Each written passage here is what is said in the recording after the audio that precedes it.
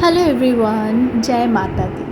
ওয়েথ শুধু নতুন আরেকটি ভিডিওতে সবাইকে অনেক অনেক ওয়েলকাম। আশা করছি সবাই খুব খুব ভালো আছেন, আর আমরাও বেশ ভালোই আছি।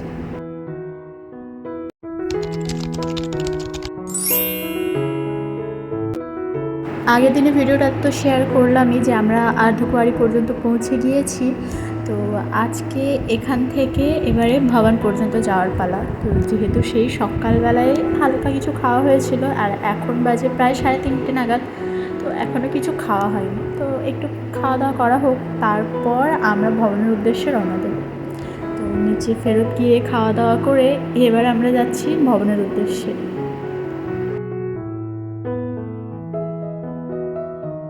আর আর্ধকুয়ারি থেকে এখনও প্রায় 6 কিলোমিটারের রাস্তা ভবন পর্যন্ত। আর এখানে এই যে ব্যাটারি কারগুলো রয়েছে, এগুলোরও বুকিং আগে থেকে সব করে রাখতে হয়, আর আমরা তো কিছু বুকিং পাইনি। এই পাহাড়ের চূড়া থেকে শহরটা কি সুন্দর দেখতে লাগছে, তাই না? আর নিচে ওই যে তারাকোট মার্গ, আর এখন তো বৃষ্টিও হচ্ছে ভালোই।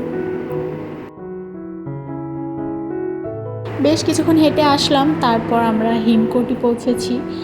আর পুরো ফাস্ট ফাস্ট তো আর হাঁটা যাচ্ছে না, এবার একটু স্লো স্লো হেঁটে হেঁটে যেতে হচ্ছে, না হলে হয়তো মাঝখানে অসুস্থ হয়ে যেতে পারি। তো আমরা দুজনে অবশ্য ছোট্ট ছোট্ট স্টেপ ফেলে ফেলে আসছি, কারণ এতে দেখছি পা হাতের ব্যথাটা সেরকম হচ্ছে না। যখন খুব তাড়াতাড়ি হাঁটা হচ্ছে তখনই পাটা একটু টান ধরছে, নাহলে আর কোনো সমস্যাই হচ্ছিল না।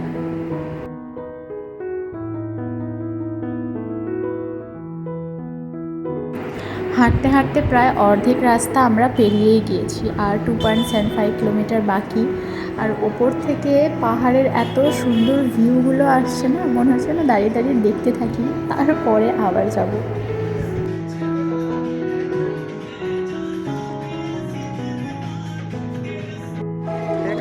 এই জায়গাটাতে ল্যান্ডস্লাইড হয়, অনেকবারই হয়েছে, তো যার কারণে এখানটায় এই যে নেট वगैरह সমস্ত কিছু দিয়ে কাভার করা আছে, যাতে কারোর ওপরে পাথর টাথর না পড়ে যায়। বেশ কিছুটা গ্যাপ দিয়ে দিয়ে খাবারের দোকান, ওই ভোজনালয়গুলো রয়েছে, যেখানে খুবই সস্তায় যথেষ্ট ভালো খাবার পাওয়া যাচ্ছে, পুষ্টিকর খাদ্য। আর তারপর টয়লেটগুলো রয়েছে, টয়লেটগুলো যথেষ্ট পরিষ্কার পরিচ্ছন্ন, ভালোভাবে ইউজ করা যাবে এরকম জায়গাতে ভালোই টয়লেট ছিল। তারপর আর খাওয়ার দোকান তো রয়েছে, আর ফার্স্ট এড বা মেডিকেল ডাক্তারের সমস্ত কিছু অ্যাভেলেবিলিটি রয়েছে, যে কেউ খাওয়া দাওয়ার মানে বিনা খেয়ে জল টল না পেয়ে যে অসুস্থ হয়ে যাবে সেরকমের কোনো চান্স নেই। টয়লেটগুলো অবশ্য একেবারে ফ্রি অফ কস্ট ইউজ করা যায়। আর যে খাবারের দোকানগুলো ছিল, আমরাও কয়েকটা জায়গায় খাবার খেয়েছি, যেগুলো ছিল রাজমা চাওয়াল, তারপর কারি চাওয়াল, 70 টাকা বা এরকম কিছু একটা প্লেট স্টার্ট। আর এনাফে একজনের পেট ভরে মানে বেশি হয়ে যাবে এতটাই পরিমাণে খাবার থাকছিল।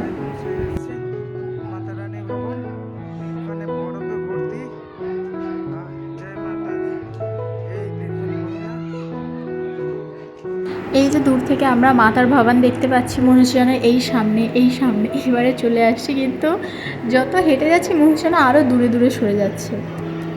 আর অবশেষে এদিকে তো রোদ উঠে গিয়েছে, কারণ আগে আর্ধকুয়ারিতে পর্যন্ত ভালোই বৃষ্টি হচ্ছিল, তারপরও কিছুটা এগিয়ে আসতেও বৃষ্টি ছিলই হালকা হালকা, কিন্তু এখানে তো দেখছি রোদ, বৃষ্টির কোনো চিহ্ন মাত্র নেই।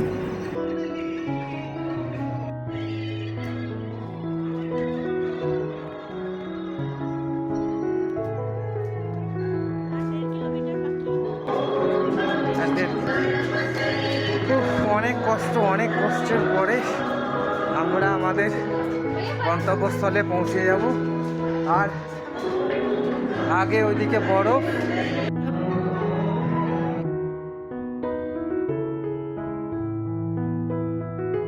তো জাগে অবশেষে অপেক্ষার প্রায় অবসান, আমরা এসে পৌঁছে গেছি পার্বতী ভবন।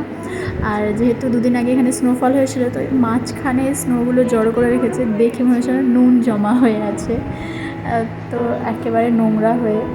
তো এবারে এখানে আমরা জুতো, লাগেজ, ফোন টোন সমস্ত কিছু জমা দিয়ে তারপর পুজোর জন্য জিনিসপত্র কিনে এবার লাইনে যাব।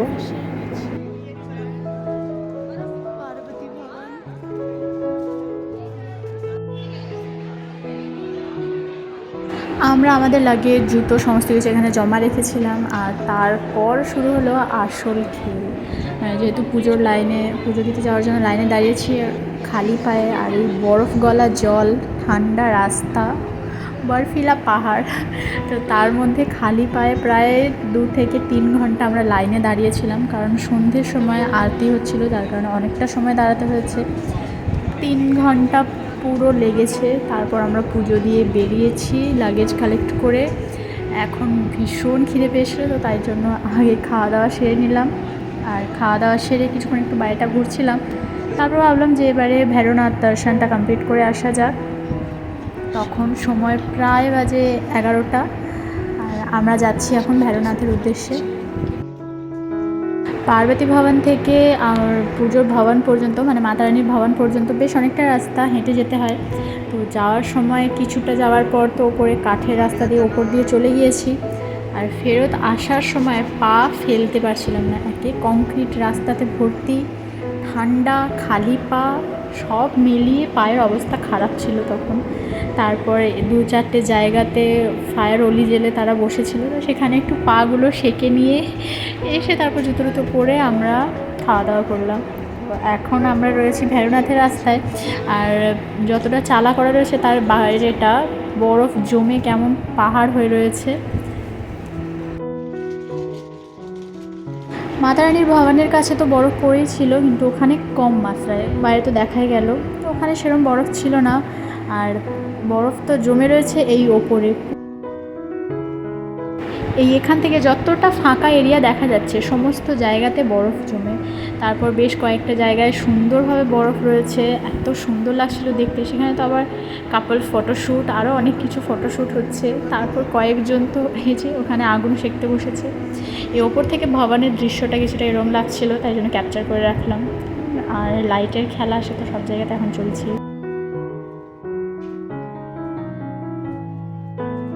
রাত হয়ে আসছে, আর চারিদিকে যেহেতু বরফ জমে রয়েছে, মানে এই তো সাইডে, সাথে পাহাড়ের যে উঁচু নিচুগুলো রয়েছে ওগুলো, তারপর বরফ গলা জল তো অল টাইম গড়তেই থাকছে, যার জন্য রাস্তাঘাট পুরো ভেজা। আর এই সময় শীতটাও বেশ জাঁকিয়ে লাগছে, মানে একটু দাঁড়িয়ে গেলেই মনে হচ্ছে যেন আর হাঁটতে পারবে না, একটু বসে যাই। তাই জন্য আমরা হাঁটাটা কন্টিনিউ রাখছি, আর বেশিক্ষণ করে দাঁড়াচ্ছি না। তো অবশেষে আমরা ভৈরবনাথে পৌঁছে গিয়েছি, আর পুজো দেওয়া হয়ে গিয়েছে। এখানেও সেই একই খেল, সেই কোন মাথায় জুতো রেখে তারপর খালি পায়ে হেঁটে হেঁটে উঠে আসতে হয়েছে। তো যাকে পুজোর জন্য একটু কষ্ট তো করতেই হবে।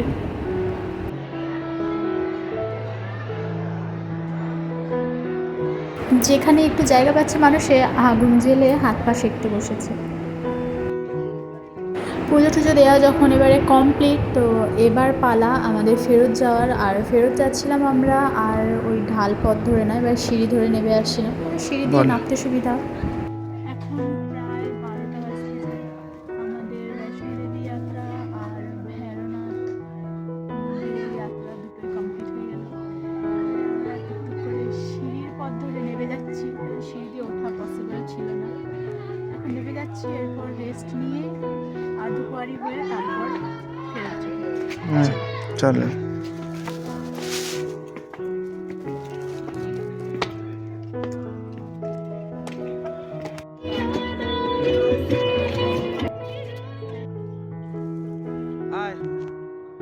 এই বরফগুলো দেখে মনে হচ্ছে না যেন এক গুচ্ছ তুলো ফেলে রাখা হয়েছে সিঁড়িতে, পাহাড়ের ওপরে।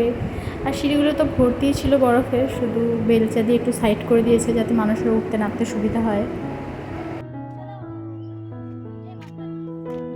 যেহেতু আমাদের যাত্রা সম্পন্ন, এবারে মাতা রানীর জয়কারা করতে করতে নেমে আসছি।